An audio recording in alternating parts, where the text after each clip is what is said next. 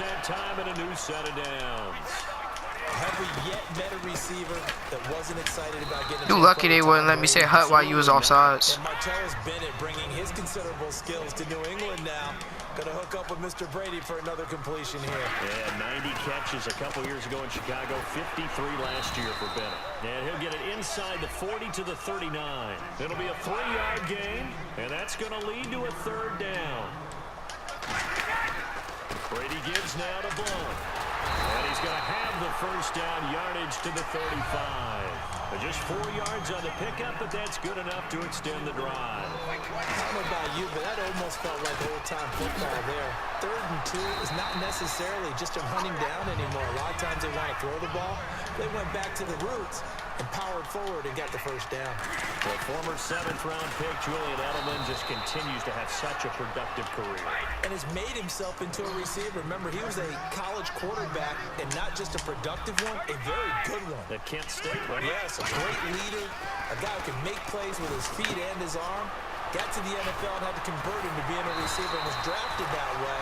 And that conversion, oh boy, it's been good.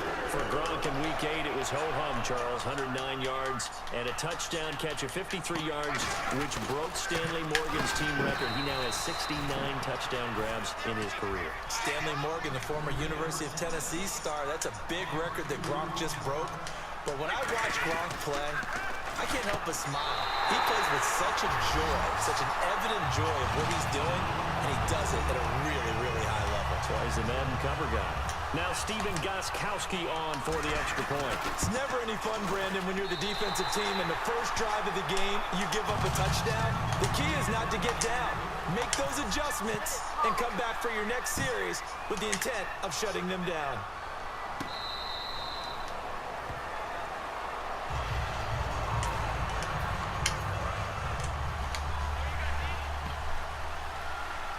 They'll put 2 receivers left, 2 to the right. On 1st and 10, it's Ryan. And, he took the pin. Nigga, it's Julio Jones. What do you expect? It was a rather pedestrian Week 8 for Jones. You know, Week 6 and 7 combined 313 yards. Nigga, he 3 times better than Odell. When you think of Julio Jones, you think of one of the best receivers in the league. Yes, he is 3 times better. That's why you got false start. It's false start on you, you ignorant. Those weeks where he doesn't catch the ball as much as others, but right now he does not care. His team got a big win over Green Bay, and he'll take that. Now Ryan. And Jones has it over the middle.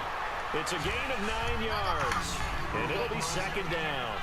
That was a nicely run slant route, and what the receiver's trying to do is make the defender think he's going upfield for a deeper route, and then breaks it off, usually after about 3 to 4 steps, and cuts towards the middle of the field. And now what he's trying to do is use his body to keep the defender away from the football and get the quarterback a really nice target.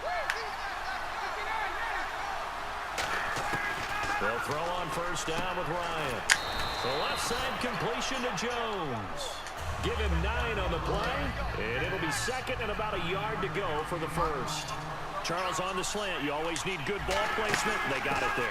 Brandon, the quarterback, put it in the exact perfect spot, right to the upfield shoulder of the receiver, and he used his body to keep the defender away.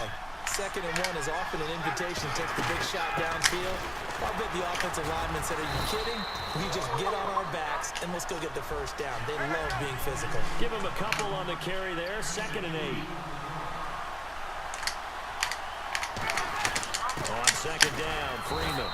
And running room hard to come by here. He gets it down to the 8. He'll pick up only a yard there, and it'll leave him with a 3rd and 7.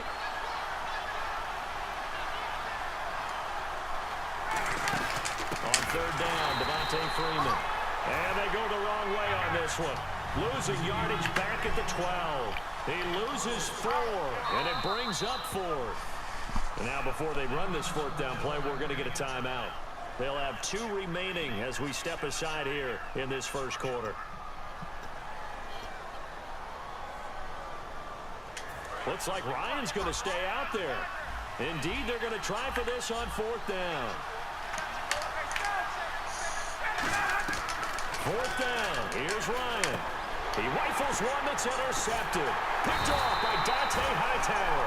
And he'll be brought down at his own 10-yard line. Back on the field comes a New England offense, and earlier in the broadcast we were talking about Tom Brady and his mastery over Buffalo. 26-3 against them with his win in Week 8, and New England 3 games up already in their division. Not unusual for them at all. When you start a season, you think New England in the AFC East and who might be a second team that can challenge for a wild card. But Tom Brady and what he does against Buffalo kind of reminds me of when I played golf against you in the local muni.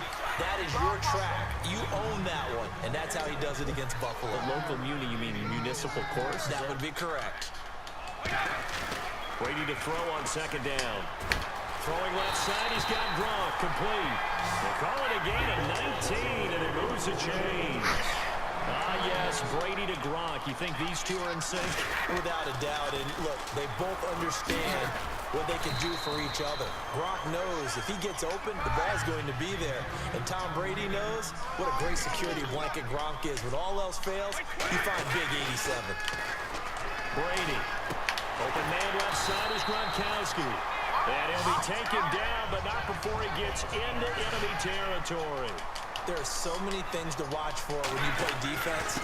And reading your keys, you always hear about that, and having your eyes in the right place. Sometimes your eyes can fool you. He's slow as a mug. I don't know why you can't catch him. The big guy, didn't it? Able to dump it over the top to him. One of the good things offenses did years ago was they lettered their gaps the same on each side. A gap between guard and center on either side.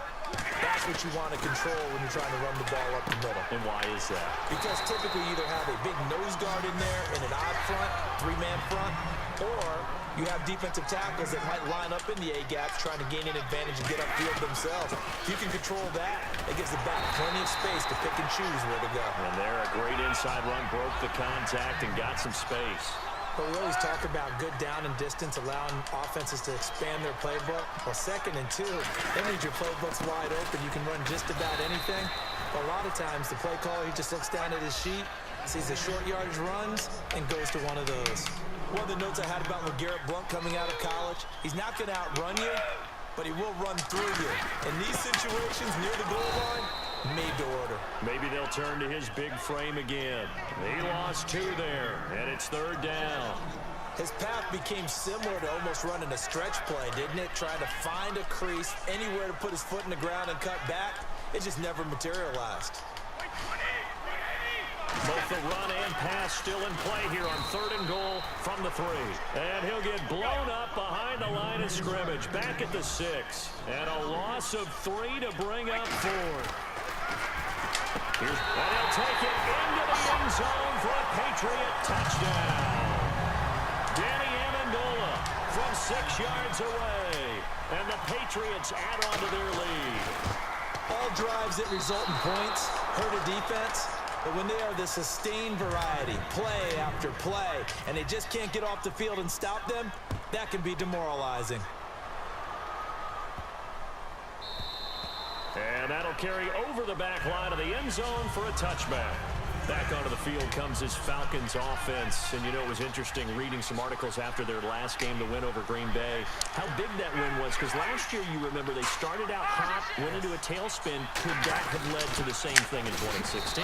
They were 5-0 in 2015 and finished up 8-8. So you're right about the tailspin. Dan Quinn, the head coach, has said this team is not like last year's, and he never lost confidence. But to your point, they had lost 2 tight ones prior to the Green Bay win. If they had lost a 3rd, then everyone would have been asking the question, and we would have seen how Atlanta would have had to handle that. Man, he got in there so quickly, Charles. What could the offense have done to adjust and account for that? But what you're hoping is that you figure out and you see and get a clue that maybe there's going to be some pressure coming at you, and you change the blocking schemes. Maybe you go to max protection. The biggest ones, maybe you bring your running back in to try and keep you clean. But in that case, that didn't happen. 0 accountability, and a sack resulted. They'll indeed go for it with Ryan. A hit as he throws, and this is going to be incomplete. Yeah, you suck. Talking about I'm some doo-doo, you some doo-doo. Possession here turns over with a football already being in the red zone. Blunt, the lone running back. To throw, it's Brady. Goes right side, complete to Gronk. And he's going to get into the end zone. So cue up the Gronk spike. It's a Patriot touchdown. Rob Gronkowski from 17 yards out. He missed one earlier, remember, but this time he gets it to go. And the Patriots add 6 to their lead. Gronkowski now, after the touchdown, he'll send this one away. That'll be taken in the end zone. And he will be brought down here at about the 17-yard line. So out come the Falcons now. And last time this unit was out here, costly turnover, and then that turned into 6 points. They've got to make amends. And how many times have we sat in meetings with coaches and they use the term complementary football? Offense take care of the defense, defense take care of the offense. That didn't happen on the last possession. Nothing. Lost a yard. And help their team. Yeah, we'll see if they can recoup and recover. And while there was no gain on that run, we do know coaches whose identity is rooted in taking it over. Blitz coming, and down he goes. How is that roughing the passer and he didn't have the ball out of his hand? So roughing the... Bro, how is that roughing the passer and you didn't have the ball out your hand? Bro, that is like, come on now. Didn't even have the ball out your hand. That was a sack. Unpause it. Unpause it, dude. What is you doing? My controller went dead. Hold on, let me go find me a charger real quick.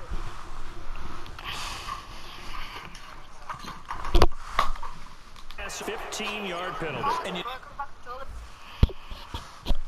That don't make no sense at all. That really makes no sense.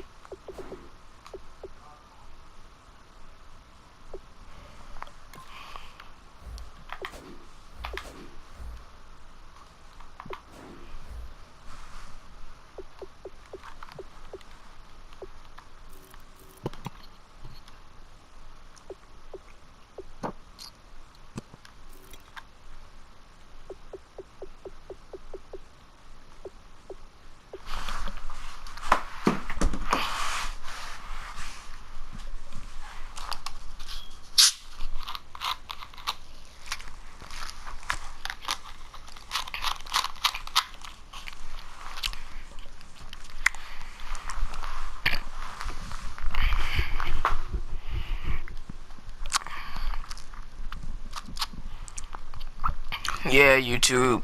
He tried to say, cause he made a freaking he broadcasted last game, cause I had the Browns, cause he sucked, so we had to get whack teams. I had the worst team in the league. He had the Panthers. What did you expect to happen? If I beat him with the Browns, he would have been some super trash. Can't say nothing. Yeah, I quit. If you would have played with the Browns and that was happening to you, you would have quit too. It really gets on your nerves. They can't catch. The team can't block. They can't do nothing. That's you why they're on whatever in real life. 0-7. Oh no, they 0-9, ain't they? 0-9. Suck. They suck. And this dude over here taking forever to get a charger.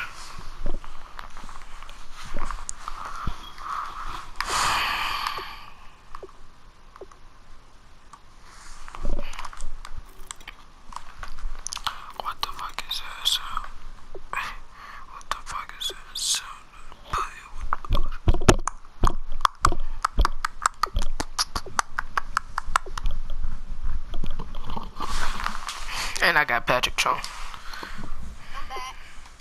This is how the offensive line responded. A couple went to check on the quarterback, and a couple went to the guy who hit the quarterback. No one likes to see their quarterback. They cheated the life out of me just now.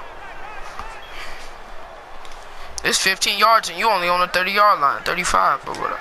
33.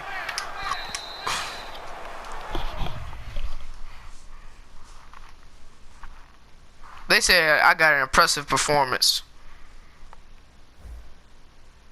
Bro, my controller keep going down here on the charger.